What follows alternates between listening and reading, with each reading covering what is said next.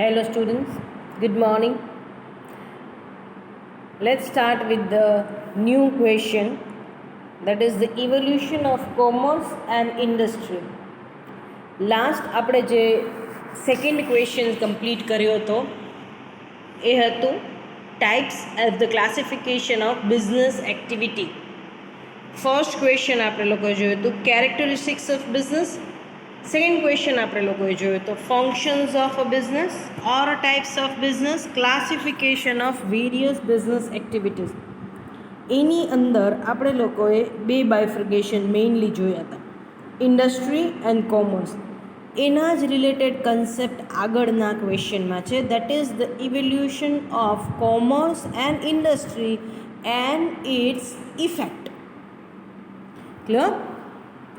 સો અહીંયા એવું કહેવામાં આવે છે કે ભાઈ કોમર્સ અને ઇન્ડસ્ટ્રી એનું ઇમર્જન્સ શરૂઆત કેવી રીતના થઈ અને એ જે ડેવલપ થયું, ઇમર્જ થયું અને ડેવલપ થયું, એની અત્યારે ઇન્ડસ્ટ્રી ઉપર, ઇકોનોમી ઉપર, સોશિયલ સિસ્ટમ ઉપર શું ઇમ્પેક્ટ છે એ આ ક્વેશ્ચનની અંદર ભણશું. So will study the question number 3, that is the emergence and development of industry and commerce. આપણે બંનેનો કન્સેપ્ટ ભણી ગયા છે આગળ કે what is the meaning of industry and what is the meaning of commerce. Commerce શું છે અને ઇન્ડસ્ટ્રી શું છે અને બંનેના મતલબ શું છે એ આપણે ભણી ગયા છે. Though I would like to repeat the same thing, છતાં આપણે એકવાર જોઈ લઈશું. ફર્સ્ટ આપણે લોકો જોઈએ કે ભાઈ ઇન્ડસ્ટ્રી શું છે, કે આપણે ઇન્ડસ્ટ્રીની અંદર એવું જોયું હતું કે if you are carrying out the any manufacturing process, so if you are carrying out any production process, then that particular place is known as factory or industry. જ્યાં ક્યાંય પણ તમે ઉત્પાદનને લગતી પ્રવૃત્તિઓ કરો છો તો એ જગ્યાને ઇન્ડસ્ટ્રી ઓર ફેક્ટરી તરીકે ઓળખવામાં આવે છે. કોમર્સની અંદર આપણે લોકોએ જોયું હતું commerce basically involve distribution of goods and to provide services which are related with the trade. કોમર્સની અંદર શું આવે છે કે ભાઈ કોમર્સની અંદર તમે જે ગુડ્સ પ્રોડ્યુસ થઈ ગયો, whatever goods that are produced by the manufacture that you are serving to the ultimate consumer in the market. That means commerce basically include or commerce basically facilitate the exchange and the distribution of the goods to the ultimate consumer, and commerce basically include a various services that facilitate the trading activity. So આપણે બે વસ્તુ જોઈએ. ઇન્ડસ્ટ્રીનો મતલબ શું છે કે જ્યાં તમે કોઈ ઉત્પાદન કે પછી ઉત્પાદનને લગતી પ્રવૃત્તિઓ કરો છો તો એને આપણે શું કહીએ છીએ? ઇન્ડસ્ટ્રી. કોમર્સની અંદર આપણે લોકોએ શું જોયું તો કે ભાઈ કોમર્સ શું છે તે કે it facilitate the exchange and the distribution of the goods which are produced by producer. જે ઉત્પાદકે માલનું ઉત્પાદન કર્યું છે એનું વેચાણ એટલે કોમર્સ. કોમર્સ એટલે કે એની અંદર વેપાર અને વેપારને લગતી સેવા બંનેનો સમાવેશ થાય છે. જો આગળનો ક્વેશ્ચન્સ આના રેફરન્સ માટે લઉં છું, મિનિંગના રેફરન્સ માટે. ક્લિયર? આગળ આપણે લોકોએ જોયું હતું ક્લાસિફિકેશન ઓફ બિઝનેસની અંદર, બરાબર છે, એની અંદર જોયું હતું commerce divided into two part, trade and aid to trade. ટ્રેડની અંદર આપણે વાત થઈ હતી કે trade basically exchange of the goods. Trade એટલે શું છે તે કે ભાઈ અહીંયા તમે વેપાર કરો છો, માલની વહેંચણી કરો છો, ખરીદ વેચાણ કરો છો માલનું, એટલે કે ટ્રેડ. અને એડ ટુ ટ્રેડની અંદર શું હતું કે you are providing the certain services, commercial services which facilitate the trading activity. બીજું શું હતું? એડ ટુ ટ્રેડ એટલે વાણિજ્યને લગતી સેવા. તમને ખબર છે વેપાર અને વાણિજ્ય બંને અલગ થઈ ગયું. ક્લિયર? વેપારની અંદર ખરીદ વેચાણનો સમાવેશ થાય છે અને વાણિજ્યની અંદર તમે અમુક એવી સેવાઓ પૂરી પાડો છો જેને લીધે વેપાર શક્ય બને છે. આપણે ભણી જ ગયા ગઈકાલે banking facility, insurance facility, warehousing facility. તો કે બેન્કિંગ ફેસિલિટી શું કરે છે તો કે રિમૂવ્સ ધ હિન્ડ્રન્સ ઓફ એક્સચેન્જ, એટલે કે માલનું ખરીદ વેચાણ જે છે એમાં પૈસાથી જે કંઈક હું કદાચ માલ ખરીદું છું ને તમને પેમેન્ટ કરવાનું છે તો હું કેવી રીતના કરું છું તો કે banking facilities are there which facilitate the payment. Suppose કોઈ મેં કીધું એવી રીતના બાયર આફ્રિકાનો છે તો હું અહીંયા સેલ કરું છું તો એ આફ્રિકાની બેંકમાં પૈસા ડિપોઝિટ કરશે, મને ઇન્ડિયન બેંક્સમાં મળી જશે. So banking facilities are there which facilitate the hindrance of which removes the hindrance of action, facilitate the payment. સો અહીંયા કોમર્સની અંદર બે વસ્તુનો સમાવેશ છે, ટ્રેડ અને એડ ટુ ટ્રેડ, વેપાર અને વાણિજ્ય. ક્લિયર? સો અહીંયા આપણે ફર્સ્ટ જે ફેઝ છે એની અંદર આપણે જોઈએ છે ઇવોલ્યુશન ઓફ કોમર્સ. કોમર્સનું અસ્તિત્વ, એક્સચેન્જનું અસ્તિત્વ ક્યાંથી આવ્યું એની વાત આપણે કરીએ છીએ. ક્લિયર? તો એમાં કે પહેલાં તો હાઉસહોલ્ડ ઇકોનોમી હતું. હાઉસહોલ્ડ ઇકોનોમીનો મતલબ શું છે કે people use to satisfy their primary requirement by their own. લોકો પોતાની જરૂરિયાતે પોતે જ સંતોષતા હતા. ઘરના મેલ મેમ્બર હોય તે ફિશિંગ, હન્ટિંગ એ બધું, એટલે કે એ શિકાર પર જતા હતા, બહારનું કામ કરતા હતા, શિકાર કરીને લઈ આવતા હતા, માછલીઓ પકડીને લઈ આવતા હતા, પ્રાણીનો શિકાર કરીને લઈ આવતા હતા. એ બધું જ કામ કોણ કરતા હતા? મેલ મેમ્બર કરતા હતા. ક્લિયર? એન્ડ ફિમેલ મેમ્બર્સ છે તો એનું કામ શું હતું તે કહે કે ભાઈ ટુ કલ્ટિવેટ ધ લેન્ડ, બરાબર છે, and gathering of the fruits and vegetables, to take care of the domestic animals. So અહીંયા શું હતું? હાઉસહોલ્ડ ઇકોનોમીની અંદર જરૂરિયાતો જે હતી એ ફેમિલી મેમ્બર્સ જ સેટિસ્ફાય કરતા હતા. સપોઝ એક ફેમિલીમાં 5 જણા હોય તો એમાંથી મેલ છે એ લોકો બહાર જતા હન્ટિંગ, ફિશિંગ એ બધું, એટલે કે શિકાર કરીને લઈ આવતા, ખાવા પીવાની વ્યવસ્થા કરીને લઈ આવતા, વેપન્સ બનાવવાના હોય, કોઈ ટૂલ્સ, શિકાર કરવા માટેના જે કંઈ ટૂલ્સ બનાવવાના હોય એનું કામ બધું કોણ કરતા? મેલ મેમ્બર કરતા હતા. ત્યાં ફિમેલ મેમ્બર્સ શું કરતા હતા તો કે ફિમેલ મેમ્બર્સ છે એ આજુબાજુમાં ખેતીવાડી કરતા હતા, ફ્રૂટ્સ ઉગાડતા હતા, વેજીટેબલ્સ ઉગાડતા હતા, આજુબાજુની જે કંઈ પ્લાન્ટેશન્સ હોય એમાંથી બધું ઘર માટે વેજીટેબલ્સ, ફ્રૂટ એવું બધું ચૂનીને લઈ આવે. ડોમેસ્ટિક એનિમલ્સ રાખ્યા હોય તો એની લોકો કેર કરતા, એ બધું ફિમેલ લોકો કરતા. ક્લિયર? સો એમાં ને એમાં જ એ લોકોની જરૂરિયાતો સંતોષાઈ જતી હતી. ઇટ મીન્સ ફેમિલી મેમ્બર્સ જે આખો દિવસ કામ કરતા એમાં એ લોકોની જરૂરિયાતો સંતોષાઈ જતી હતી.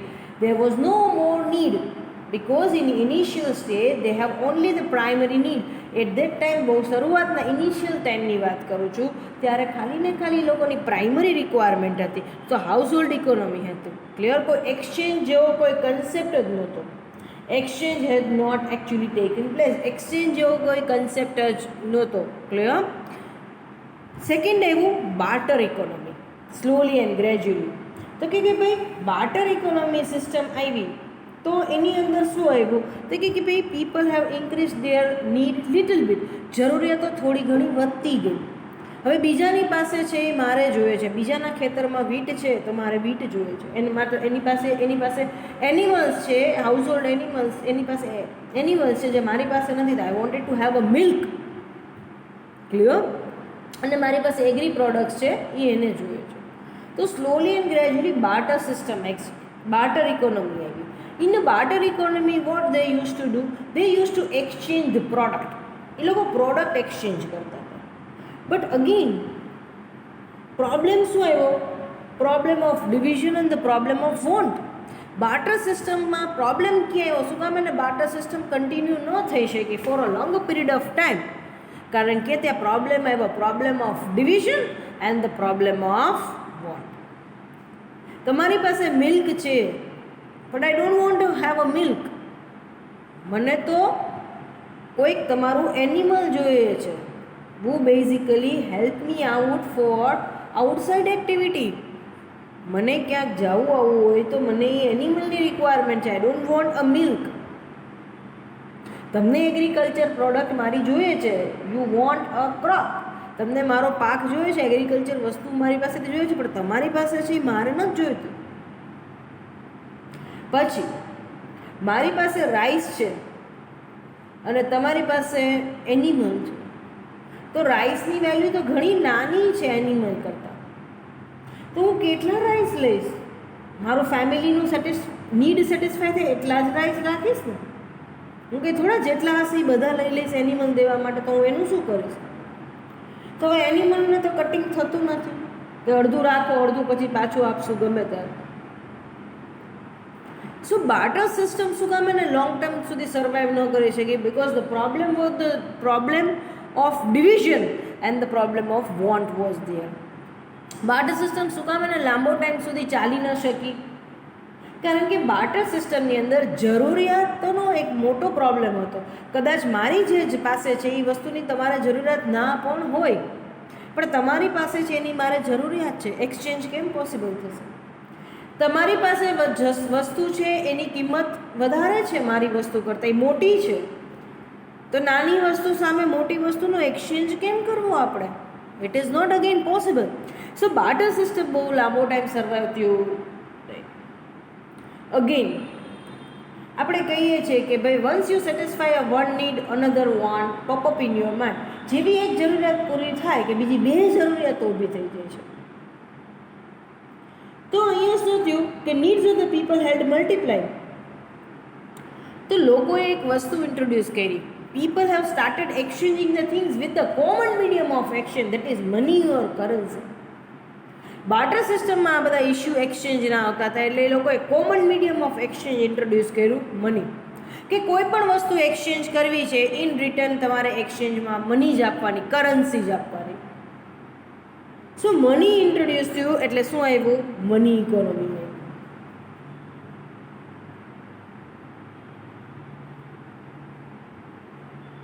નેક્સ્ટ આવ્યું ધ રેઝ ઓફ ટ્રેડ. એક વેપાર અસ્તિત્વમાં આવ્યો, કારણ કે પૈસા અસ્તિત્વમાં.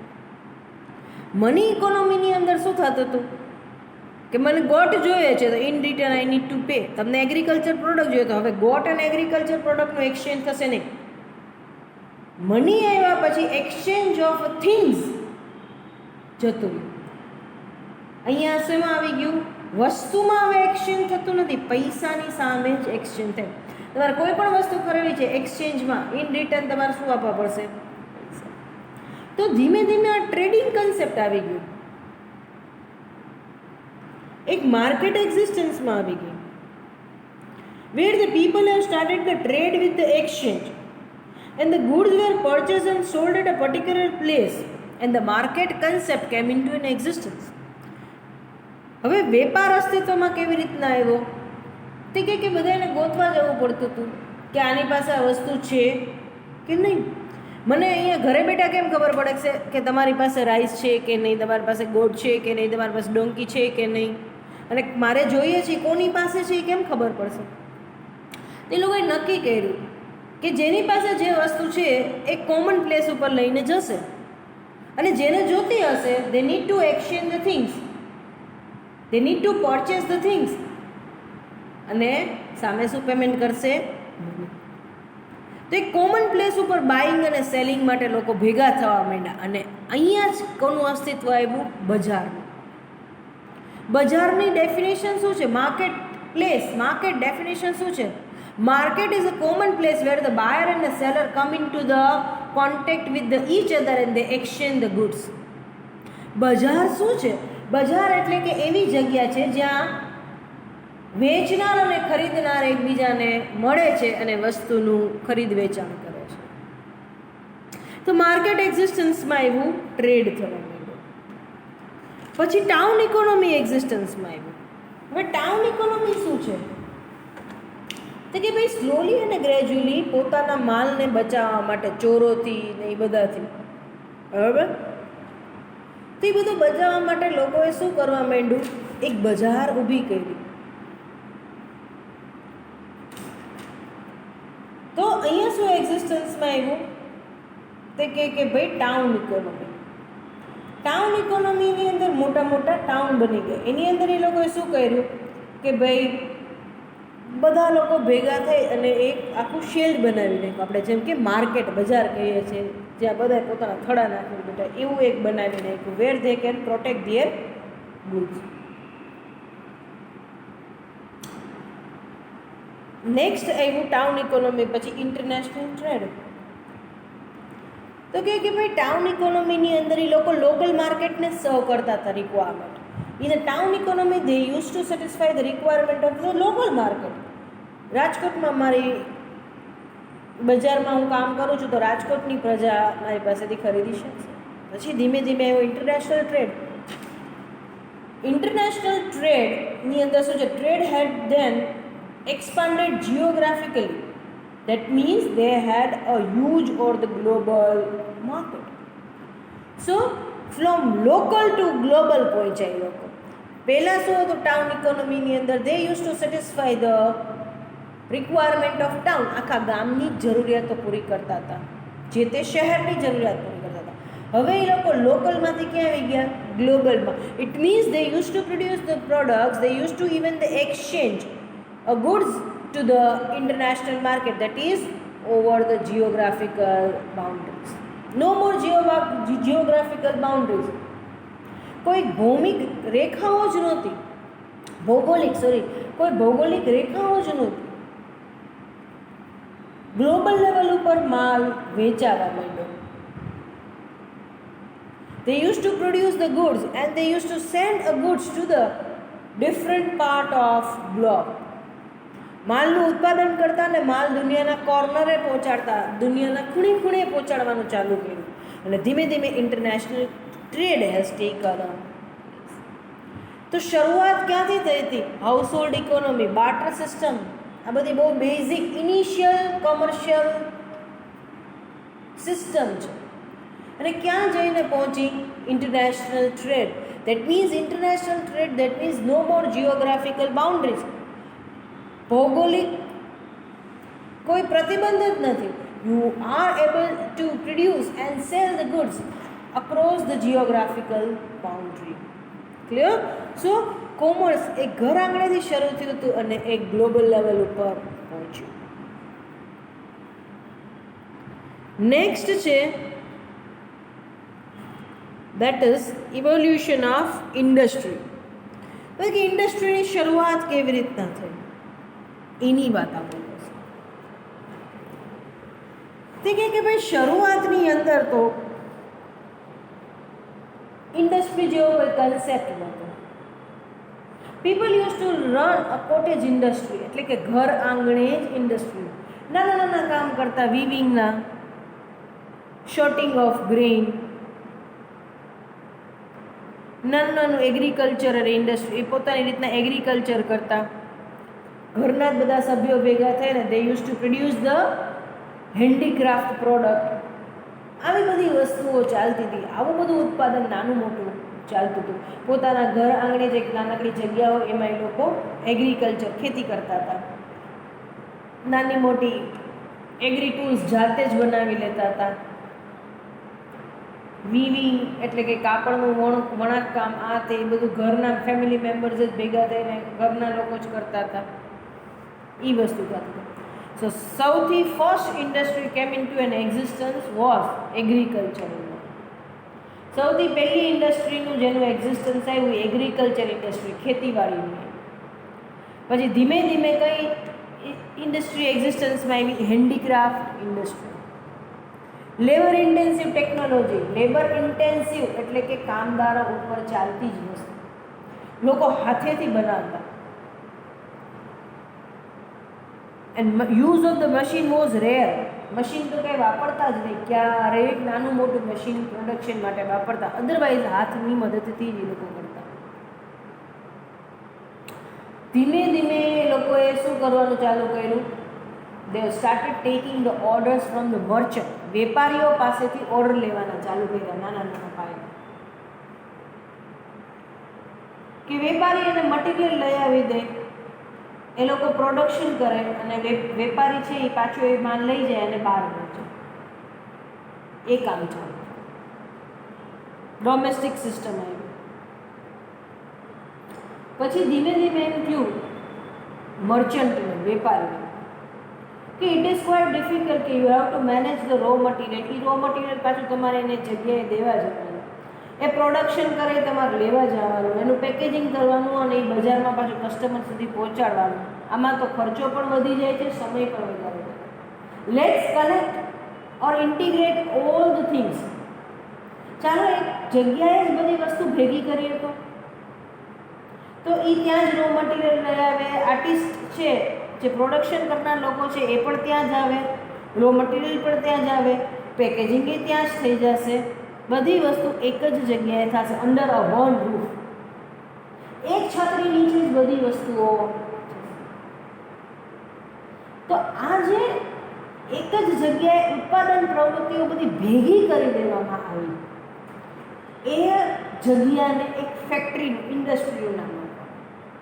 સો એટલે જ ડેફિનેશન એમ કહેવાય છે ને, industry it is a place where they carry out all manufacturing process. ઉત્પાદનને લગતી તમામ પ્રવૃત્તિ એક જગ્યાએ હાથ ધરવામાં આવે તો એ જગ્યાને ફેક્ટરી કે ઇન્ડસ્ટ્રી તરીકે ઓળખવામાં આવે છે. પછી સ્લોલી એન્ડ ગ્રેજ્યુઅલી 1991માં ઇન્ડસ્ટ્રીયલ ડેવલપમેન્ટ, ઇન્ડસ્ટ્રીયલ રિવોલ્યુશન છે. સ્લોલી એન્ડ ગ્રેજ્યુઅલી એ જે 19th સેન્ચુરીઝની અંદર ઇન્ડસ્ટ્રીયલ રિવોલ્યુશન આવ્યું, it has boosted economic development and the social development. આજે ઇન્ડસ્ટ્રીયલ રિવોલ્યુશન્સ આવ્યું એને ખૂબ જ industrial, it has accelerated the growth of industry. Industrial revolution, ઔદ્યોગિકકરણ જે આવ્યું એ ઔદ્યોગિકકરણે અર્થતંત્રના વિકાસ અને સામાજિક વિકાસમાં બહુ મોટો ફાળો આપેલો. આ ઔદ્યોગિકરણને લીધે અર્થતંત્રમાં અને સમાજમાં ખૂબ બધો વિકાસ થયો છે. અર્થતંત્રનો પણ વિકાસ થયો છે અને સામાજિક આર્થિક, દેશનો આર્થિક વિકાસ પણ થયો છે અને સામાજિક વિકાસ પણ થયો. તો દેશના આર્થિક અને સામાજિક વિકાસમાં સૌથી મોટો ફાળો હોય તો દેટ ઇઝ ઇન્ડસ્ટ્રીયલાઇઝેશન, ઇન્ડસ્ટ્રીયલ રેવોલ્યુશન. ઔદ્યોગિકરણને લીધે અર્થતંત્રમાં આટલો સુધારો આવ્યો છે, અર્થતંત્રનો આટલો વિકાસ થયો છે. હવે કેવી રીતના ઇન્ડસ્ટ્રીયલાઇઝેશન આવ્યું એની વાત કરીએ છીએ. કઈ કઈ ઇન્ડસ્ટ્રીઓ ડેવલપ થવા માંડી? તો કે during the industrial revolution so many industry came in to an existence.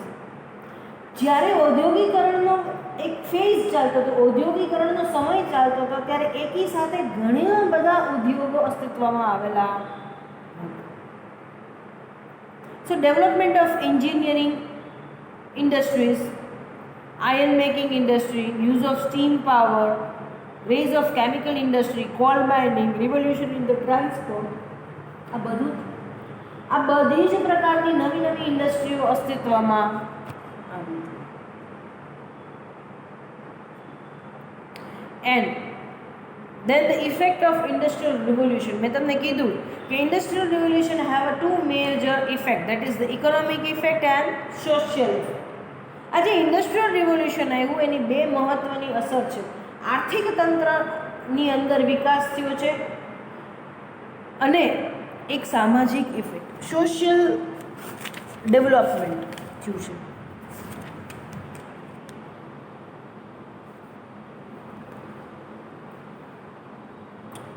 તો આ જે ઇકોનોમી ડેવલપમેન્ટ અને સોશિયલ ઇફેક્ટ છે એ આપણે આવતીકાલે જોઈશું, you can say in next session.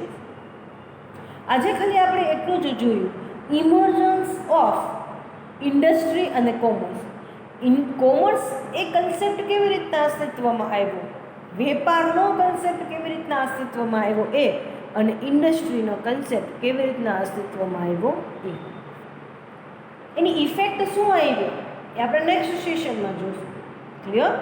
સો આજે આપણે કમ્પ્લીટ કર્યું evolution of commerce and industry. Commerce અને ઇન્ડસ્ટ્રી એ કન્સેપ્ટ કેવી રીતના અસ્તિત્વમાં આવ્યો એની આજે આપણે ચર્ચા કરીએ છીએ.